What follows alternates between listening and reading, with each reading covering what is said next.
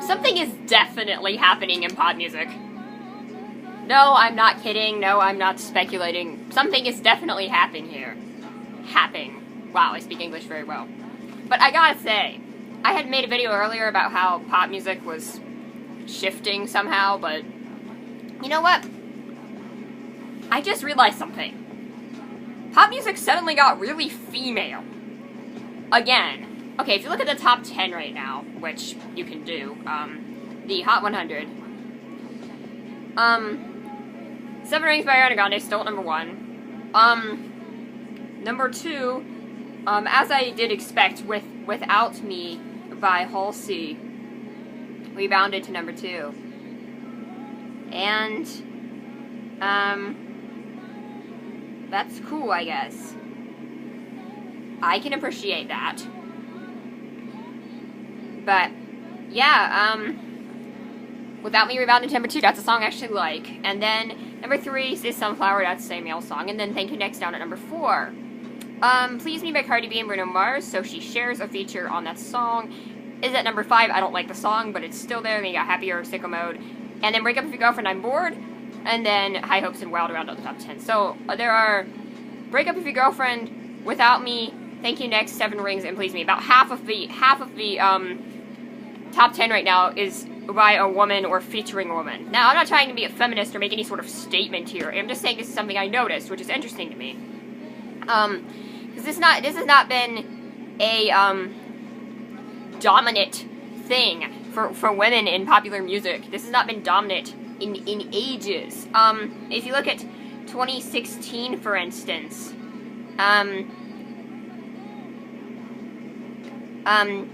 the last big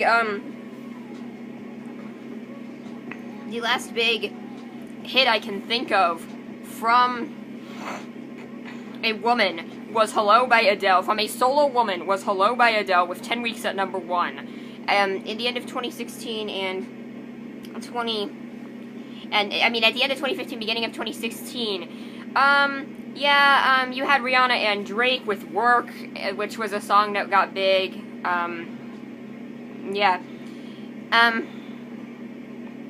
You had Rihanna and Drake, which was a song that got big, of course. So Rihanna was the lead artist on that song. You got Sia and Sean Paul with Cheap Thrills, Chainsmokers and Halsey with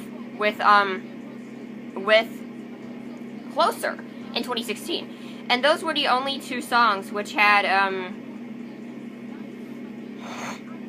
the top 5 songs of 2016 were Love Yourself by Justin Bieber, Sorry by Justin Bieber, One Dance by Drake, Work by Rihanna and Drake, and 21 Pilots Just Out. Rihanna was the only female, and of course Adele, who had any sort of traction in 2016.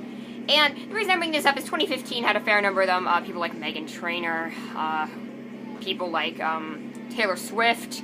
Yeah, 2015 had a fair number of stuff, but 2017 is another year where I started realizing how ridiculously male music was getting. I think else we got The Weeknd in Daft Punk, so we got The Weeknd there, Starboy, Black Beatles, Bad and Bougie, Shape of You, Humble, That's What I Like, I'm the One, Despacito. All those songs, the first half of 2017, and I remember this was the year I started following the charts. There was not a single woman to have a number 1 hit. The last time a woman had been featured on a number 1 hit was Closer at the end of 2016, and the last time a woman had a solo number 1 hit was the beginning of 2016 with Hello. So, it was a huge deal when Taylor Swift, Look What You Made Me Do, became number 1. Not saying it's a good song, but yeah, this song is really not good, but it happened. And then Bodak Yellow by Cardi B was the next number 1. So she had a solo song, but both of those were only had 3-week runs.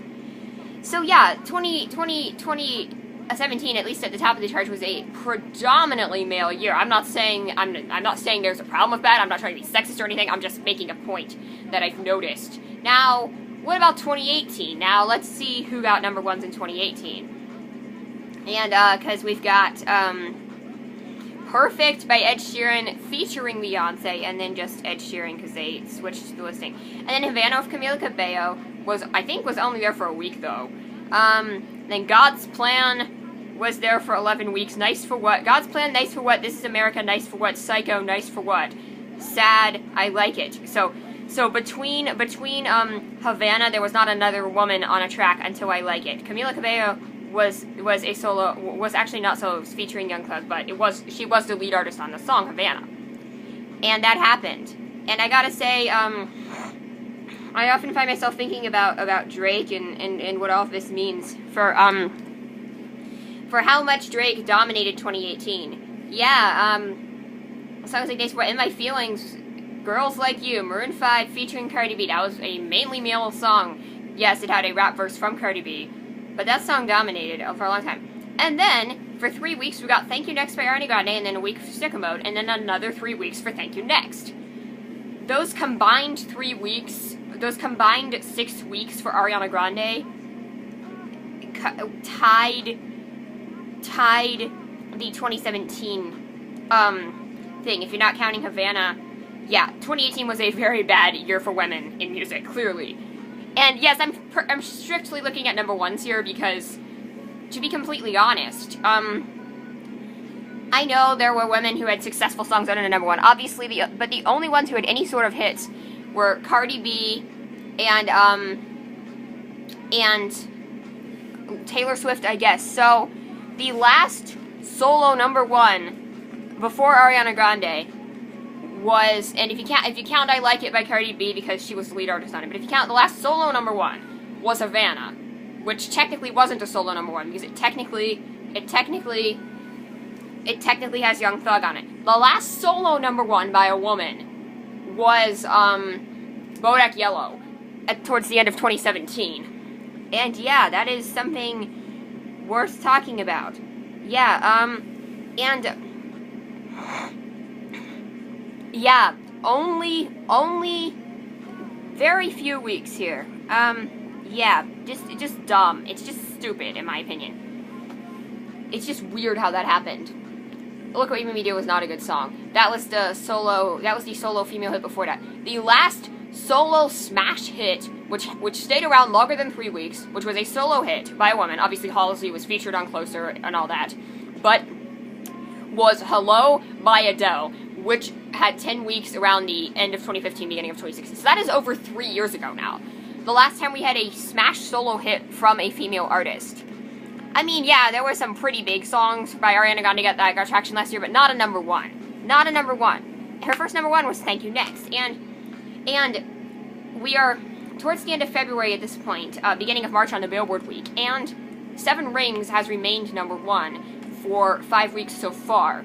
It was been trading places Without Me, and Thank You Next, of course, was the number one song at the end of last year. So, with the exception of Sunflower, with Post Malone and Sway Lee having a week around January 19th, literally every song so far in 2019 has been, every number one has been a solo female track by either Ariana Grande or Halsey. I'm not saying this is good or bad or anything. These are songs without rap features. There's no rap features on them. These are solo tracks. Ariana Grande, Thank You Next, Without Me by Halsey, and Seven Rings by Ariana Grande. And this is something that I find extremely interesting to talk about.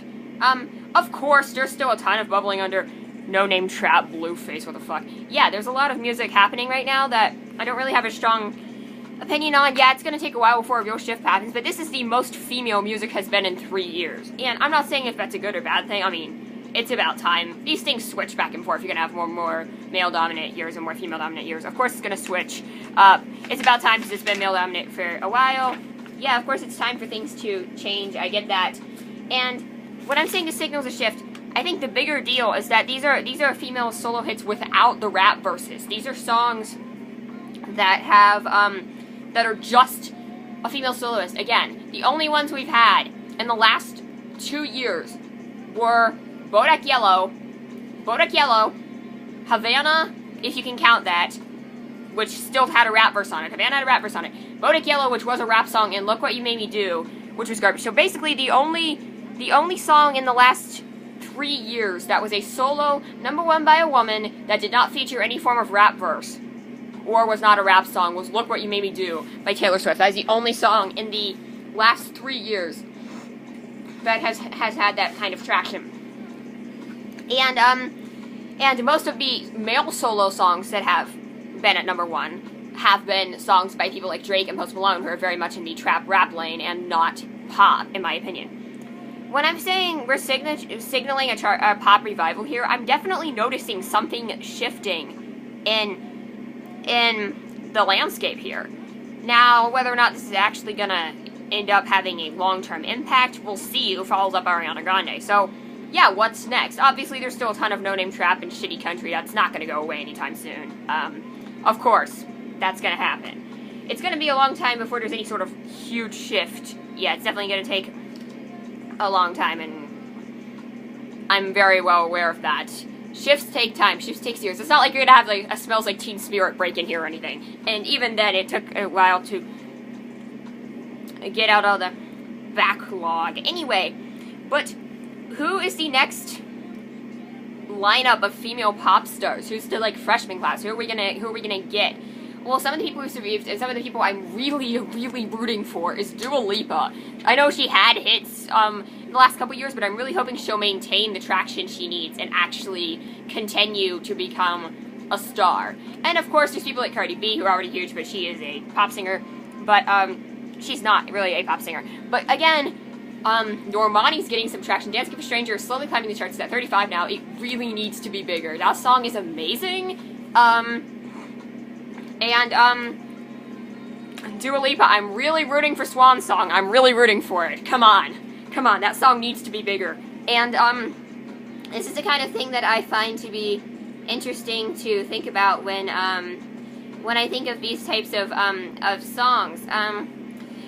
When I think of these types of songs, it's something that's really important. And, yeah, there's loads of stuff bubbling under that's got some big female artists too. Is Billie Eilish finally going to gain traction? Is that going to happen? I mean, she had a song up at 14, except it got knocked off by Ariana Grande's album bomb, which, okay.